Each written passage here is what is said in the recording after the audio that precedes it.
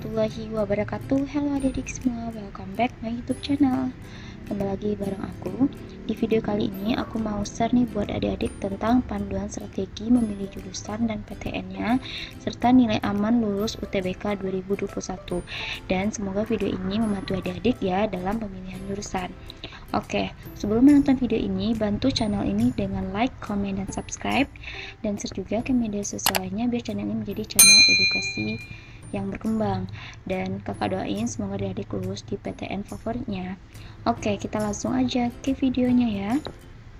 Nah, untuk prediksi skor lulus UTBK 2021 untuk kelompok Saintek itu adalah di atas 450, berarti kisaran 450 ke atas, dan untuk kelompok Saintek adalah juga di atas 450. Ini merupakan nilai terendahnya.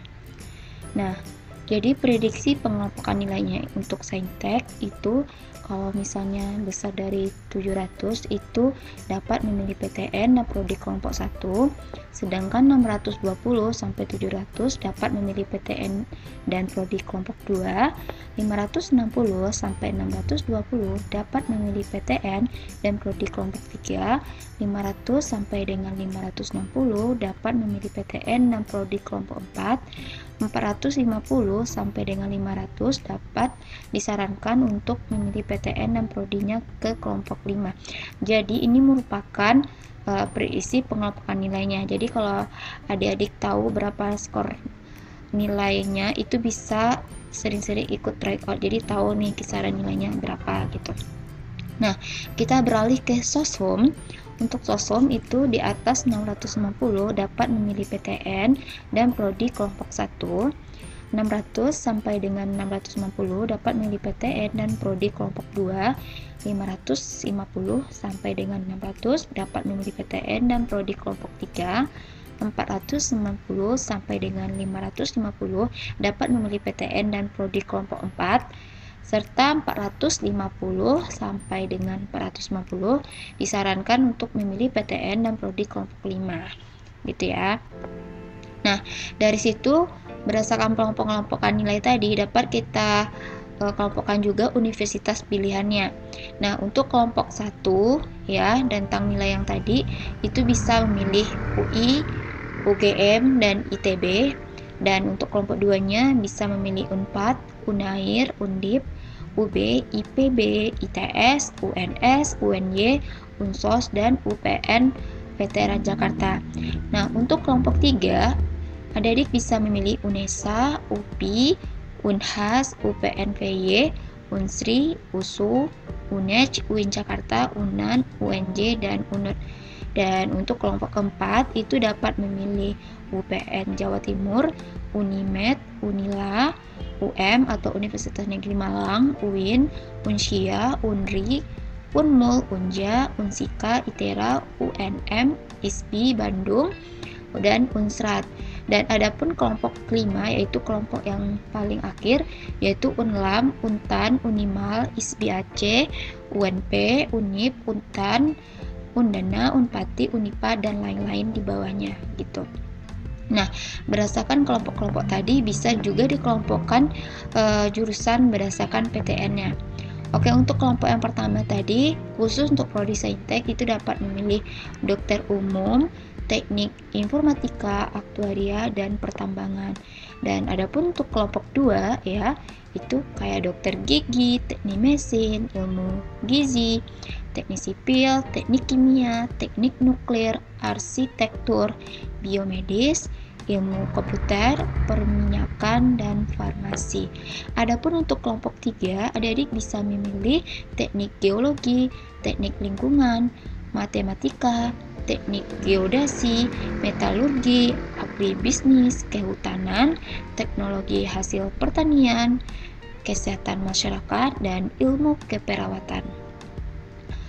Untuk kelompok keempat, adik-adik bisa memilih ilmu murni, pendidikan seperti pendidikan biologi, fisika, kimia, geografi, statistika, peternakan, kelautan, agronomi, teknologi pangan. Dan untuk kelompok 5 itu selain dari jurusan di atas bisa dipilih.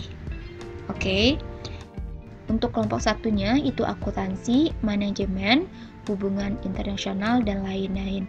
Dan untuk kelompok 2 itu ekonomi pembangunan, hukum, psikologi, ilmu komunikasi, administrasi bisnis, kesejahteraan sosial, sastra Inggris, dan lain-lain. Adapun untuk kelompok 3 yaitu sosiologi, ilmu politik, ilmu murni, ilmu pemerintahan, ilmu kriminologi, dan administrasi perpajakan. Untuk kelompok 4, ilmu pendidikan, sejarah, antropologi, sastra lainnya. Dan untuk kelompok 5 itu prodinya jurusan di bawahnya. Jadi pengelompokan itu udah berdasarkan nilai UTBK ya. Jadi kalau kelompok 1 tuh berarti itu tuh memiliki persaingan yang sangat ketat, artinya ini juga peminatnya sangat banyak gitu. Oke. Nah, untuk contohnya kita ambil dalam pemilih jurusan SBMPTN Dodi Rahman, ini nilai UTBK-nya 680. Dia mengurutkan pilihan pertamanya kedokteran UGM dan kedokteran UNS. Nah, untuk mengurutkan jurusannya dia sudah tepat nih, sudah sesuai dengan kelompoknya. Ya, jadi dia bisa nanti berpeluang untuk pilihan pertama ataupun lolos di pilihan kedua, tergantung persaingannya lagi dengan nilai-nilai teman-temannya lain gitu. Nah, gambaran ini bisa disesuaikan dengan kemampuan dan nilai tryout kalian. Misal kalau kalian sering ikutan tryout, berapa sih kisaran nilai UTBK kalian? Misalnya kalau misalnya dia itu dari rentang kelompok 1 kita lihat ya, di atas 650, nah pilihlah PTN di khusus untuk kelompok 1 ini. Tapi kalau misalnya nilai UTBK kalian baru sampai 550 sampai 600, pilihlah kelompok 3 yaitu UNESA, UPI, dan lain sebagainya. Berarti untuk pilihan kedua kalian pilih di bawahnya, bisa jadi kelompok 4 maupun kelompok 5. Jadi jangan salah mengurutkan ya, jangan pernah kalian mengurutkan kelompok yang paling kecil nih atau kelompok 5 ini di pilihan pertama dan kelompok 4 nih di pilihan kedua. Itu sangat jelas sekali kegagalannya karena udah salah meletakkan jurusan tidak sesuai dengan pengurutan jurusannya. Nah, jadi adik-adik paham ya dalam mengurutkan jurusannya. Oke, nah untuk prediksi presentasi bobot nilai UTBK itu dari tahun kemarin tuh itu tidak jauh beda ya, itu presentasinya bobot TPS itu lebih besar daripada bobot TKA. Artinya kalian harus memaksimalkan nilai kalian di TPS dan di TKA juga, itu bobot TPS-nya 60% lebih besar dari bobot TKA yang 40% kayak gitu. Nah, untuk TPS itu sendiri kan terdiri dari 4 subtes, yaitu penalaran umum ada 16 soal, PK-nya 16 soal, pengetahuan dan pemahaman umum juga ada 19 soal, dan PBM-nya juga ada 15 soal. Nah, kalian harus meletakkan masing-masing soal itu maksimal 1 menit, tidak boleh lebih dari 1 menit karena takutnya nanti kalian nggak bisa cross check soal-soal yang kalian nggak bisa jawab kayak gitu. Oke, dan kakak udah pernah bikin juga pembahasan dari soal-soal TPS ini, silahkan cek aja di playlistnya UTBK 2021, semuanya ada di sana. Oke, jadi kalian harus banyak-banyak nih nilainya, harus maksimalin juga di TPS-nya karena poinnya 60% gitu. Nah, untuk presentasi TKA itu atau tes potensial akademiknya untuk saintek ya, itu ada matematika, IPA, fisika, kimia, dan biologi. Nah, misal kalau kalian nggak terkejar lagi nih, ini udah hamin 25 hari lagi menuju UTBK, kalian bisa memaksimalin aja di mapel-mapel tertentu.